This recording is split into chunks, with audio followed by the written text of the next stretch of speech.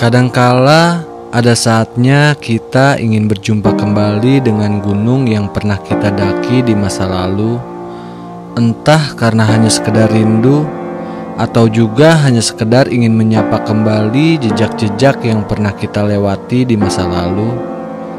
Bagiku, mendaki gunung yang sama di waktu perjalanan yang berbeda akan selalu ada pelajaran dan pengalaman yang berbeda di setiap perjalanannya.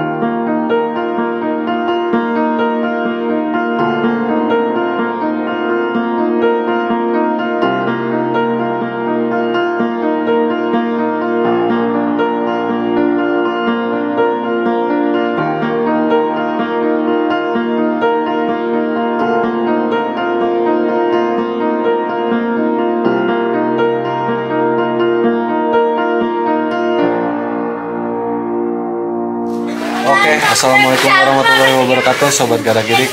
Jadi sekarang gue lagi di base camp Sumbing. Nah tadi gue sampai di base camp Sumbing itu jam 5 pagi ya. Cuman gue baru mulai opening ini jam setengah 8 karena tadi masih gelap juga gitu. Terus packing dulu. Gue udah kelar packing sih, cuman ini mau sarapan pagi dulu. Jadi dulu tuh gue pernah ke Sumbing, tapi di 2014 ya lewat jalur lama. Nah kali ini gue ke Sumbing itu mau nyobain lewat jalur baru. Cuman yang dulu itu base campnya itu masih di atas, di kayak rumah warga gitu. Tapi kalau sekarang itu katanya sih semenjak 2018 itu udah ngegunain base camp yang bangunan baru ini. Terus fasilitas base campnya juga sekarang tuh lengkap banget. Ada musolanya, toiletnya juga bersih aja. Bersih. Ya. Kali ini pendakiannya juga cuman berdua doang sama Bung Fajar. Oke, paling gua sarapan dulu. Habis sarapan gua registrasi. Paling jam setengah 9 atau jam 9 gua baru mulai ngegas ke pendakian. Mantap.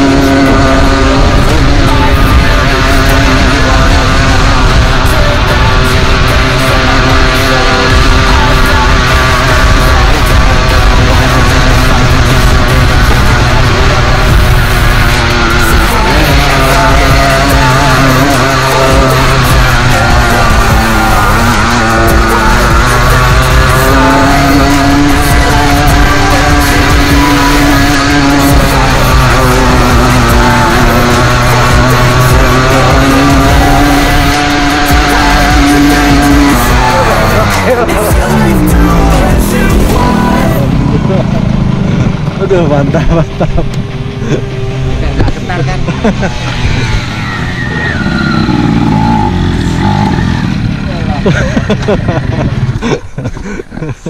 Gokil. Tadi ojeknya gila sih, Sumbing. Pertama kali. Kemarin gue Sindoro itu ojek duduknya di belakang, tapi kalau ojek yang di Sumbing ini kita duduknya di depan. Jadi kenapa kita duduknya di depan itu biar si motor itu nggak standing kalau lagi pas jalur-jalur yang nanjak, apalagi yang ada kayak gajlukan begitu. Tadi beberapa kali tuh kayak terbang gitu motor. Anjir. Betul. Dari base camp, estimasi perjalanan itu kalau misalkan naik ojek tadi cuman kurang lebih 15 menit. Kalau misalkan lu jalan itu sekitar sejam sampai 1,5 jam. Karena waktu itu gua di tahun 2014 dari base camp itu gue pernah jalan tuh sampai pos 1 karena dulu belum ada ojek. Dulu sekitar sejam setengahan sih, bener. Jadi menurut gua ojek Sumbing via Garung itu worth it banget lah. Karena biayanya juga cuma 25.000 ya. Terus tadi kan di base camp itu ketinggiannya 1329. Nah, di pos 1 itu ketinggiannya itu udah di 1771 mdpl. Jadi itu elevasinya naik itu sekitar 400 lebih gitu. 420-an. Ya lumayan sih. Apalagi jalurnya makadam gitu tuh, batu-batu susunan gitu itu kalau jalan kaki berasa banget tuh di ujung-ujung jempol atau di ujung-ujung kelingking biasanya. Apalagi pas turun gitu kan. Terus buat biaya registrasinya itu, jadi per orang itu registrasi Sumbing itu 30.000. Yang 20.000 untuk perhutani, yang 10.000 itu untuk fasilitas base camp. Karena Sumbing bukan kawasan taman nasional, ya jadi itu pengelolanya itu perhutani dan warlock atau warga-warga yang ada di sekitar base camp gitu. Oke, gimana Jar? Mantap banget. Naik ojek sampai sini langsung kebelat kencing, padahal di bawah baru habis kencing. Itu yang bikin kencing ojek ya. Gemeter. Nah ini pos 1 Malim nih. Di belakang viewnya Sindoro, cuman pucuknya lagi ketutupan awan. Di Sindoro sih kelihatannya sih cerah sih, tapi kalau di Sumbing ini kelihatan agak sedikit mendung. Oke, sebelum trekking paling gua ngerokok dulu. Ini jam 9.30, paling setengah jam atau 15 menit gua ngerokok, baru gua mulai lanjut trekking ke pos 2.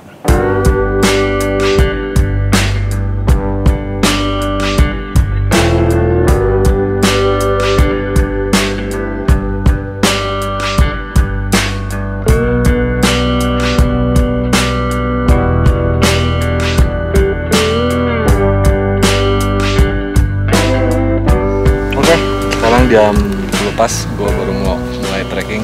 Sebelum melakukan pendakian, kita berdoa dulu agar diberi keselamatan, kelancaran. Mudah-mudahan cuacanya cerah. Amin. Sampai besok turun selamat sampai rumah. Oke, berdoa dimulai. Doa disudahkan. Oke.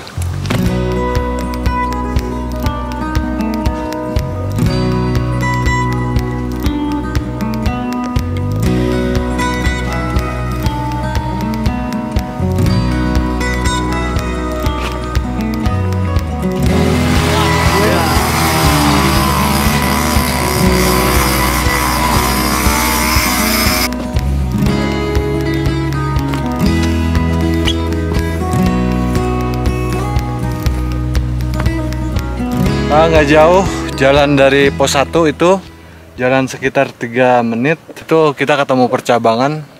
Nah ini jalur lama, kalau yang ini jalur baru. Katanya sih udah semenjak jalur baru ini dibuka itu udah jarang orang-orang yang lewat jalur lama. Katanya sih gitu. Menurut gue juga ya maklum sih, karena di jalur lama itu nggak ada air sama sekali. Ada air itu cuman di pos 1 doang tadi. Jadi dari pos 1 sampai atas itu nggak ketemu mata air. Tapi kalau di jalur baru itu ada mata air. Nah, jadi pendakian kali ini gue milih jalur baru karena biar simpel juga sih. Gue bawa air juga sengaja gue presin, jadi biar nggak terlalu berat juga bebannya.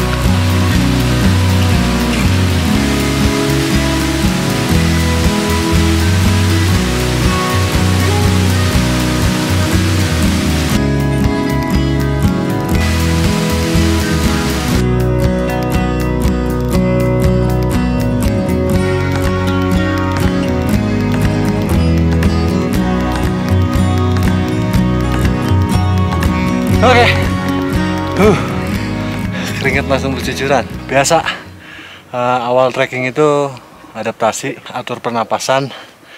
Jadi emang biasanya kalau dimulai trek dari pos 1 ke pos 2 atau dari base camp ke pos 1, itu biasanya napas agak sesak karena harus pemanasan dulu gitu.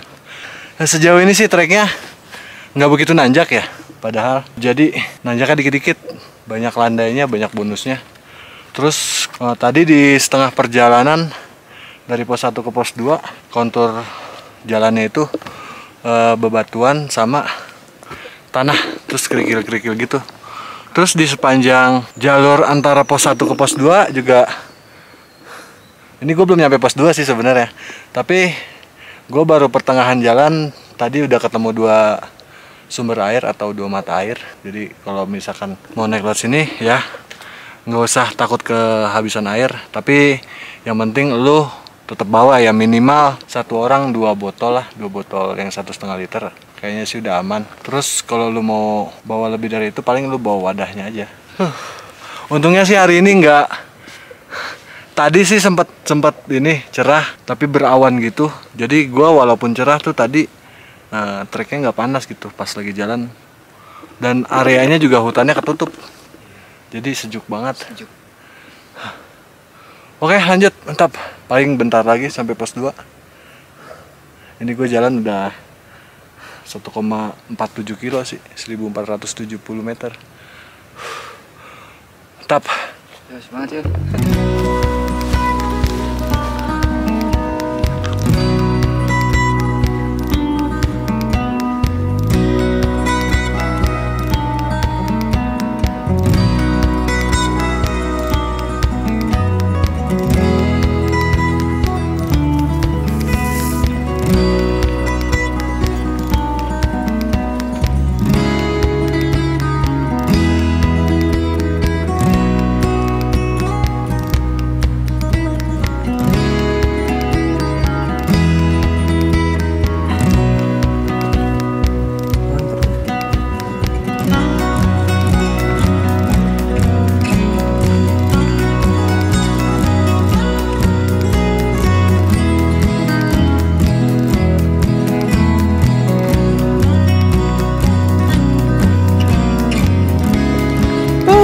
Nah, gue udah sampai di pos 2. Kalau pos 1 tadi Malim, ini pos 2 namanya Mbak On. Di sini sebenarnya ada warung. Terus di antara trek dari pos 1 ke pos 2 juga tadi di tengah-tengah ada warung. Cuman karena sekarang di weekday, ini hari Kamis, jadi warungnya pada tutup karena sedikit yang mau mendaki. Karena tadi pagi aja gue ngelihat cuman ada 1 rombongan, itu sekitar 6 orang yang naik lebih dulu dari gue, dan setelah itu gue nggak ngeliat lagi ada yang naik ke atas. Nggak tahu, mungkin gue terakhir atau ada lagi nanti agak siangan. Jadi tadi gue trekking dari pos 1 ke pos 2 itu 1 jam 1 jam 11 menit. Elevasinya 229, terus jaraknya 1,77 kilo. Ini di ketinggian 2007. Balik ke masa lampau gitu. Ini 2023. Cuman yang kocaknya tuh tadi gini, gua sepanjang jalur kok pos 2 nggak nemu-nemu ya. Gue jalan udah sejam lebih gitu kan, udah mau sejam gitu. Akhirnya gua istirahat, nyebat tuh tadi. Habis kelar nyebat, jalan lagi. Ternyata jalan cuman beberapa meter udah kelihatan pos 2. Akhirnya nyebat lagi di sini. Nah, di pos 2 juga ini fasilitasnya ada shelter, terus di sana ada musola, tapi musolanya itu kayaknya udah lumayan mau hancur, tapi katanya sih mau direnovasi tadi. Mantap lah. Ini syahdu banget, adem banget jalurnya. Treknya juga masih tipis-tipis, nggak begitu nanjak. Oke. Mantap.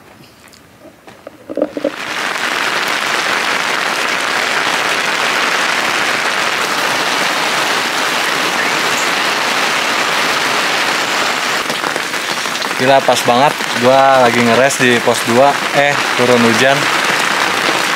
Tadi tuh sempat cerah, sempat terang, tiba-tiba langsung gelap, terus langsung hujan. Ya mungkin gua ngeres tadinya niatnya setengah jam gitu, mungkin bisa jadi sejam atau sejam setengah. Cuman sayangnya ini warung tutup nih. Kalau ada warungnya buka aja, makan mendoan, pakai Indomie, pakai cuci mulutnya pakai semangka ya. Yes. Kabutnya juga lumayan sih, lumayan tebal. Untung nggak kehujanan di jalan. Kalau kehujanan di jalan kan repot tuh. Buka playseat dulu gitu kan, atau pakai jas hujan. Jadi gue lebih milih nungguin hujan reda aja. Mungkin kalau hujannya cuma setengah jam mah buat nungguin. Tapi kalau udah di atas setengah jam, mau nggak mau gue bablas pakai jas tempur. Pakai jas hujan. Oke, gokil.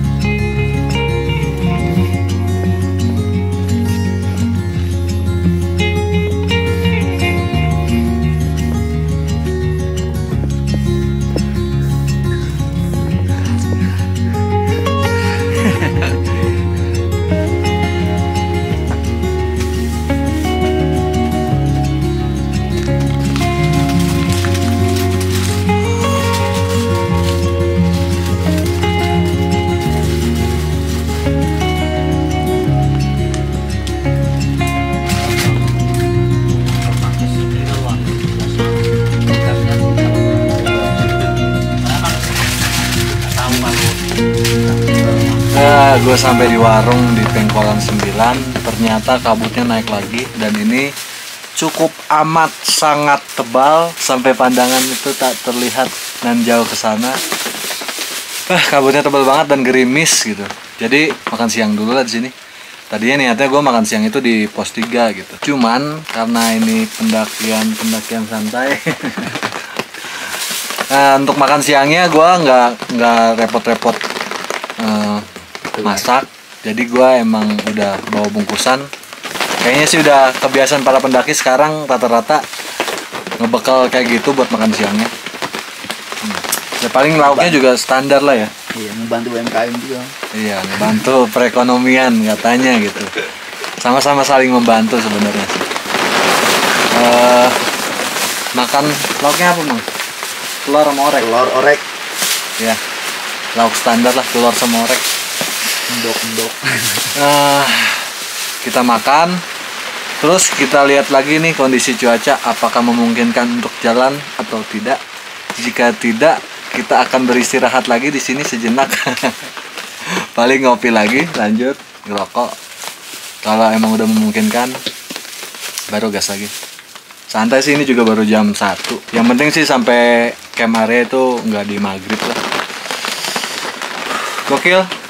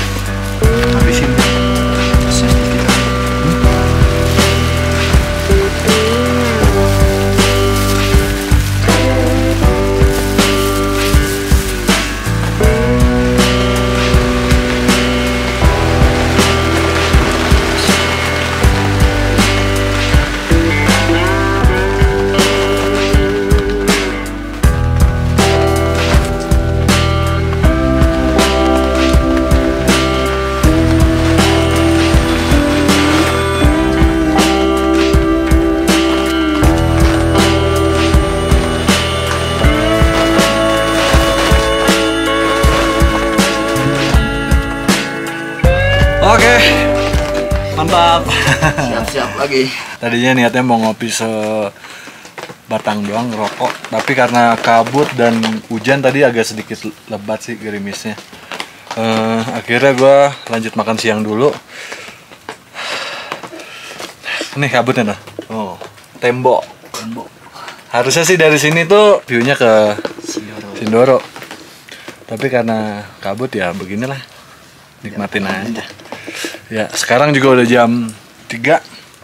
Nah, gua mutusin buat jalan karena lama-lama di sini juga kan menggigil, lama-lama diem gitu. Terus biar nggak kemalaman juga sampai area camp gitu. Ya target gua maksimal jam 5:30 lah udah sampai area camp. Oke, lanjut, mantap.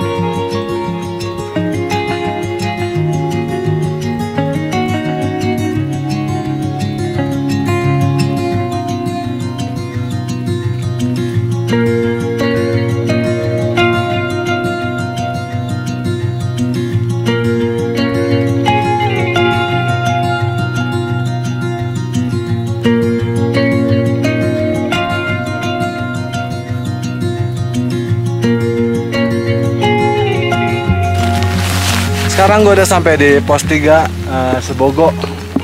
Jadi pos 3 ini ketinggiannya di 2570.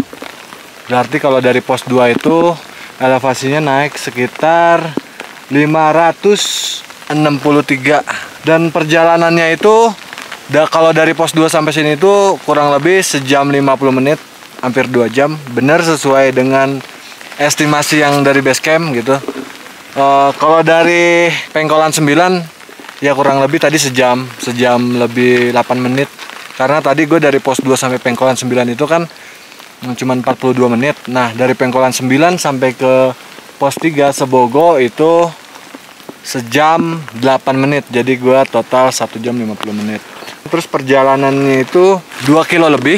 Dan treknya itu sebenarnya sih kalau menurut gue, kalau dikasih tanjakan terus itu dekat. Cuman ini tuh diputer-puterin gitu, kayak muter-muter sih, lembah-lembah gitu. Iya. Dan ini kondisinya gerimis, tapi gerimisnya agak lumayan lebat. Tapi kalau dibilang hujan sih bukan hujan lebat. Gerimis lebat ya. Ya ini kondisinya gerimis lebat. Paling gue di pos 3 nggak nyebat nggak apa, karena gue pengen nyari area camp atau ke pos selanjutnya. Area camp katanya antara pos 3 sama pos 4. Dan di situ katanya juga ada warung gitu. Warung itu kan biasanya ada shelternya. Jadi gue mau neduh di situ dulu. Oke, kita lanjut. Gaskeun.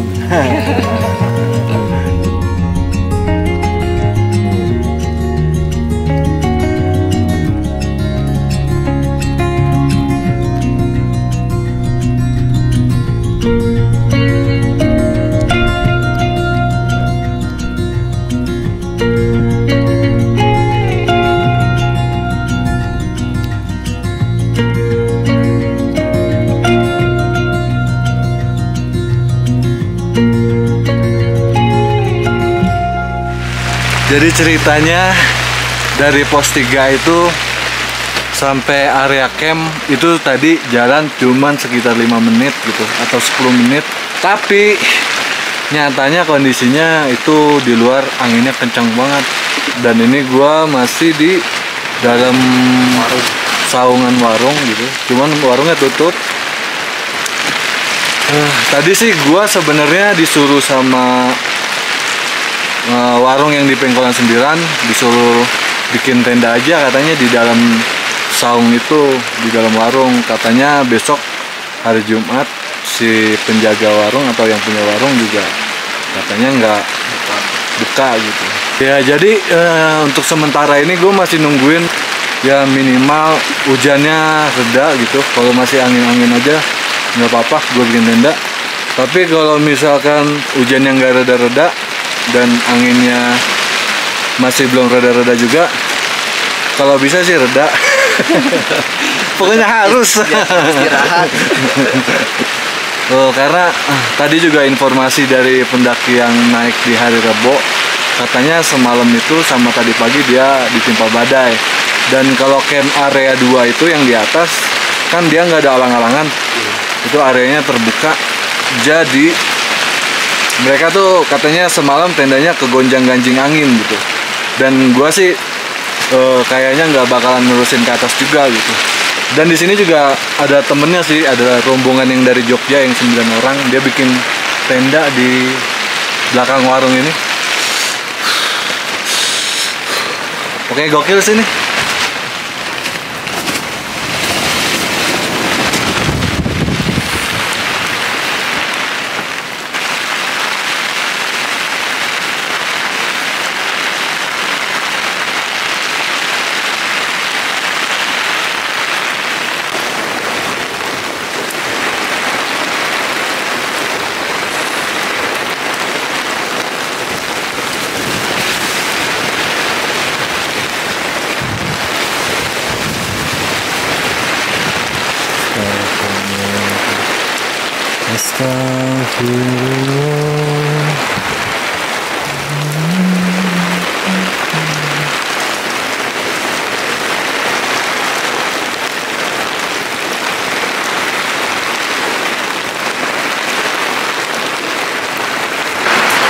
Gue udah nunggu sejam, bahkan sejam lebih.